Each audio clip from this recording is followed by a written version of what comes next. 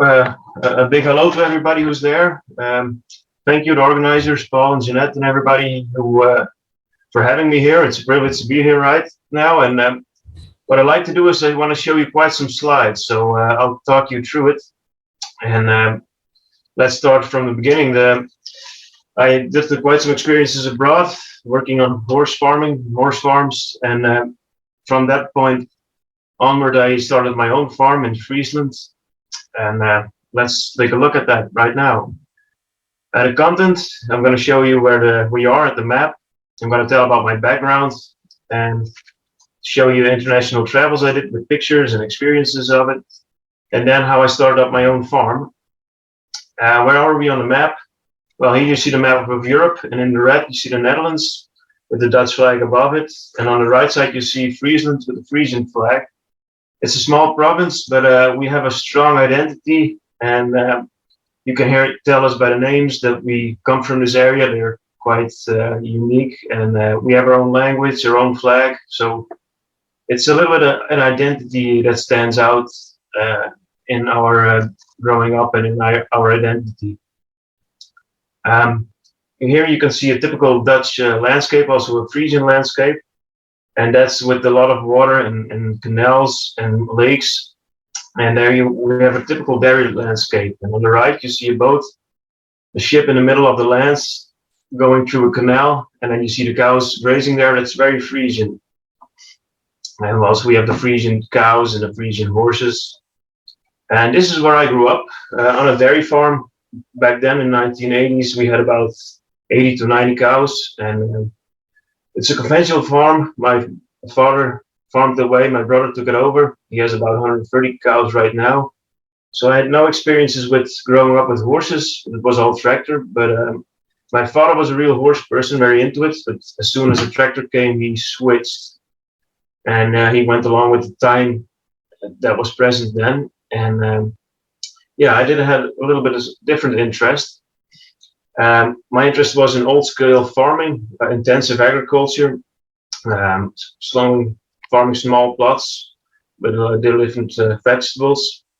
I heard about it, I read about it, and then what do you do with this if you have such an interest in this and it's not very present? Well, I did found a biodynamic school called Woudenmonderhof. It's also in the Netherlands, which I attended, and it was with an orchard, it was with dairy cows and with vegetable growing in small scale and big scale. And there was also some horse work in it. I did the practical experience there outside of the school where I met horse farming. And also we took that along in our schools. We took a horse to the school and we started working with it. So it was very small, but there we had a connection to start with horses. But then I finished school after 4 years, and my interest was in small-scale vegetable farming with draft horses. But where can I get the experience? And I wanted to see that successfully in the fields, on farms where they work with draft horses. And that's why I went to the United States to the Amis in 2009. I also went to South America visiting farms there. Then I went to a farm in Kinderhook, New York, United States, to look at the CSA farm. And those visits, I'm going to show it to you.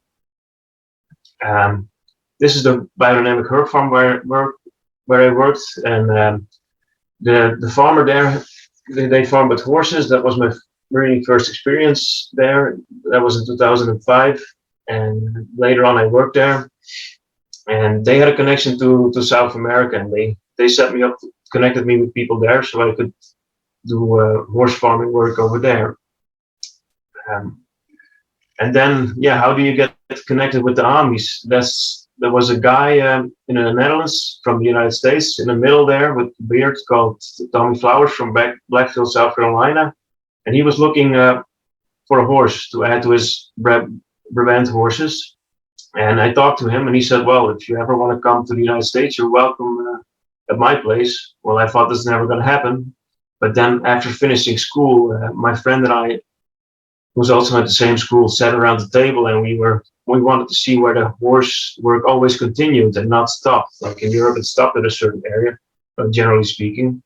So by the Amis, the wheel after the horses always continued rolling. So also there is development. So that's why we wanted to go to the armies. We saw the magazines and were like, well, that's very impressive.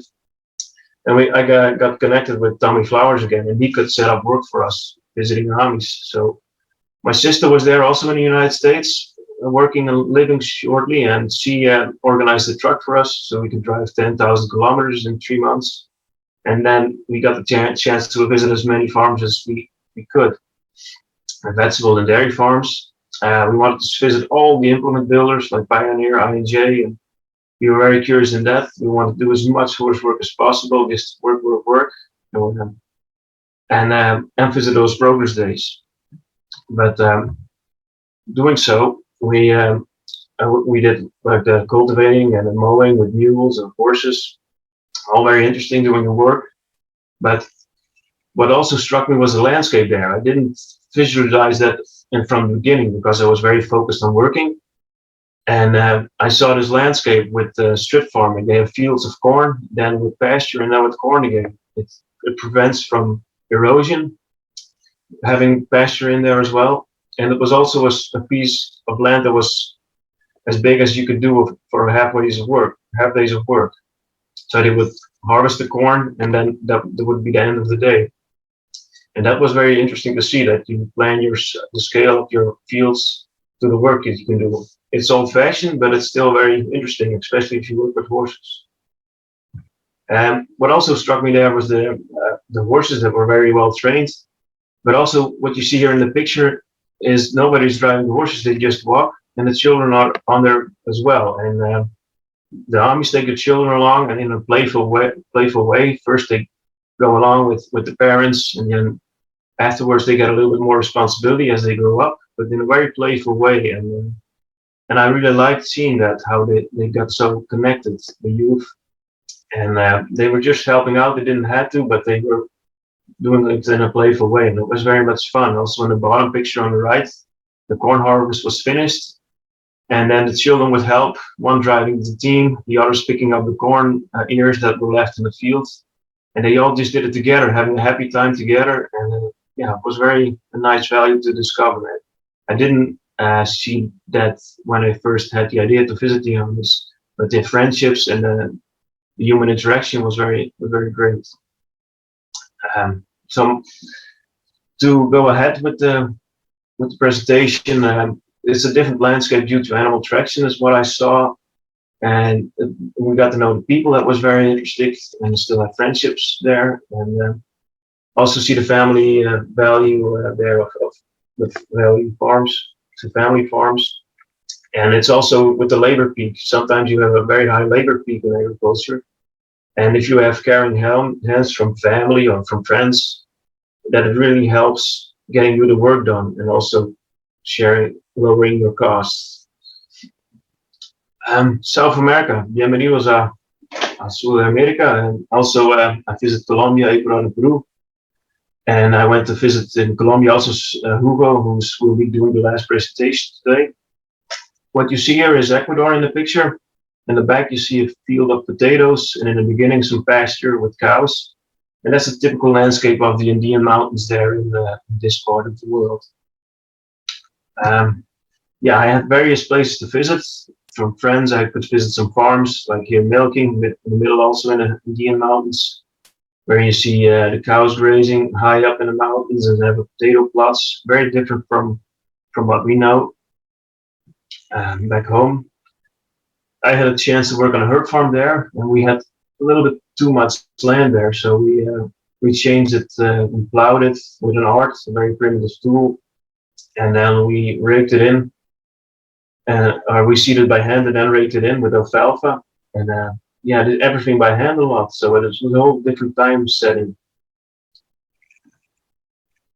Back then forward on, I went to Terrasana Organics, Calacali, Ecuador, close to the capital of Quito, in the middle of the world, so to speak. It was a 10-hectare farm, and the farmer has an income from a pharmacy business from his family, and he started up his own farm organically, and that gave him a little bit more space financially, and he could also do some investments. He had a well-organized farm. You can see here the supermarkets where it's brought to. I mean, we think of third world countries as being very poor developed, but this was very good and very well developed, so to speak. But from what I knew back home, and it's really nice to see that also that development is there and not normal. Here you see me harvesting. At the back you see a volcano with snow on the top. We're harvesting broccoli right here, just to give you an image of the work there. My goals there on Terrasara Farm was that I wanted to develop the draft horse work. I shipped some implements from Europe and brought them there to get my hands on and to work with them. I wanted to get experience in working and living in South America, and I might have stayed there longer. That was also an interest for me. Here you see the traditional draft horse work. This is not a good example of working with a horse. The line of draft, or Paul spoke of yesterday, is really too high here, and it puts pressure on the back, and also the neck is not a nice band there or strap, so it chokes a little bit the horse. And you use two people doing one pass of hilling broccoli in this picture. So it's not very efficient and not at all animal friendly. And I went there and I changed a little bit the harness. It wasn't perfect, but it was a big change, a pressed harness. And I took a European tool carrier along. And now I could do the horse with one horse and hilling 3 paths in one pass. And that was quite a big change there. And yeah, that's an implement that they still use there. And it was, big fun to get that started. And it makes a big change. And it took a lot of effort to get things started, to get the implements there and do some welding. And it takes longer than it does over here. But in the end, this worked quite well. Here you see the leek. We're hilling the leek with the La Pala. That's the happiest work there on the farm. So I decided I took a look at it from a different point, and I made furrows in the land because it's a nice sandy soil, quite deep. And then after that, we made furrows and planted the leek in the furrow, and that would help us hilling. So we do the hilling less high. Here you see another implement from Europe that I took along. It's actually a Planet Junior cultivator from the US, and with some hilling elements on it, and that saved a lot of labor, hand weeding, and hilling the leeks at a certain stage. My conclusion here was it's good to know that the small farmers can have a connection to the supermarkets. That was not very common back then, especially in Europe. And from my point of view, you need a lot of persistence and patience to get things done there. And to be true, that's everywhere. It's a little bit the same, but abroad in a different country, that's even more so. And there's a permanent growing season there. There's no frost. Here in Europe, we have frost, so in the wintertime, we get time to slow down a little bit, overthink our actions, also farming-wise, and then we start again doing next season. It's a beautiful climate there, and culture and people, but I really missed my own roots, and I still wanted to do some traveling. So now we're going to the United States, to Roxbury Farm. It's in Kinderhook, New York. It's a big CSA farm, it's tractor operated, and he also wanted to work with horses, and that's where he wanted me to involve. They have 1,100 shares back then, food bags that they made for their LMEs, for their members. My goal was to start up the draft animal farming there, ship horse implements from Europe, and I wanted to get the experience of organizing such a big CSA farm and maybe work there longer, if so. Here we do some biodynamic prep spraying with an ATV behind the sprayer. And on the pictures below, we have a field of potatoes that we're harrowing with a chain harrow from Europe. It makes the soil nicely loose, and 4 rows in one pass, so that works quite nice. Here we got a cultivator donated from another person, and I repaired it. And we also use in places where the tractor could not enter very easily. So we had an advantage there about the tractor that we used such a Planet Junior cultivator. Here you see a tool carrier from the Netherlands, or from Belgium, and we used that in the green beans. We adapted it for the green bean culture, and that worked quite nice as well, and gave it a go in a very dry summer. You can see that with the plums there. My conclusion here was it's good having a crop rotation, and that really set the pace of this well-organized farm with 12 hectares of vegetables. And it was beautiful to work on such a farm that was so well organized by the farmers. And with the drafters work, it was difficult because there was many things to do. It was a new thing, and the picture that I showed you in the green beans, it was on a Sunday, so it was really hard to find time there. And working with the draft horses, and you really need some time. For staying there longer, it was difficult getting a visa, and also my hands were very itching to go back to Friesland, the land where I grew up. So let's take a look forward. I went back to Friesland in 2014. On the left, you see me standing in a field of cauliflower. Well, that's where I met my wife. We met it was her side job, and for me, it was time to connect with the Netherlands again, with Friesland especially, and I wanted to work on the farms there. That's on an organic cauliflower farm up in the north here. And I also have a side job next to my farm, and I work on a tree nursery. And in the picture on the right, you see me grafting, and that's also a job that I do next to that's a job I do next to the farm. Then I got an opportunity in the neighborhood, and a biodynamic farmer offered me some land. They wanted to see more vegetable farming in the area, and because they had a shop on their farm, and they would like to see more vegetable growing. But because it used to be here a lot of vegetable farming, and I took a look at that and took a look at their land. And to give you an impression of the Netherlands, we often think it's as flat as a pancake, but we do have some elevation there, and you can see with the red here, the dark red, is where we have ridges. On the right picture, you can see a little bit of Germany as well, which is higher, of course, than the Netherlands. But on the left, that peak in the water there is where I am at, and that has high ridges of sandy soil as well, and that's where I grow my asparagus on. That's also where traditionally there was a lot of vegetable farming. Then I started with this field, but what to do? I mean, what size farm do you have?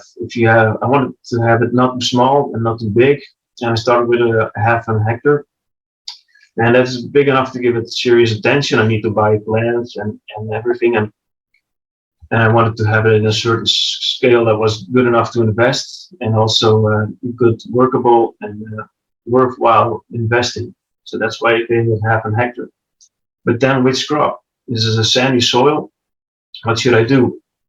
And I thought of asparagus, because asparagus is something that would grow in this soil. It has a meter of depth, but only sandy soil. And asparagus is what we eat in Europe, also as white asparagus. And you see this plant that has sprouts, and those sprouts is what we harvest before they see the daylight. We harvest the sprouts, and I will explain to you this a little bit more with the next pictures, which will be coming. We hand planted this in 2015, and it's a perennial crop, so it stays in the soil for 10 years. So in the third year, you get a first harvest. So you have to wait quite a bit and keep it meat free. And so that I did. I worked a lot with the horse. That was also one of the passions that I could not go without. And this horse is from a neighbor. And I saw the horse saw me, and we just had a click. And it worked ever since. And the logo that I use for my farm is a logo that was a local county here. And I placed a bush of asparagus in it to notice that I grow asparagus. There's not many asparagus in this area in the north, so there's a unique market there and a unique product. So I don't have a lot of flakes as well over here. I do have some tractor work on the farm. I use a rental tractor for the heavy work to make these ridges where the asparagus grows in. They are about 40 centimeters high. So that's quite heavy work. So in the next picture, you can see the asparagus here in the middle picture. And because we put a ridge on top of it, of sandy soil, that can grow very loosely and straight up, Oh, and it becomes as long as a dinner plate, and that's how. That's when we harvest it and use it for consumption. Um, on the right picture you see us harvesting. It's a hand cart that we pull by hand, and then we uh, we dig out every asparagus by hand. Uh, I changed that and I got a self-riding harvest help, which is electric, and that helps me quite a bit to work faster and lightens the work. And also we grow some green asparagus. This is asparagus, like maybe some of you know, without the ridge. And as soon as the asparagus comes above, then it becomes green. And if you put a ridge on it, then it becomes white. That's in short how that works.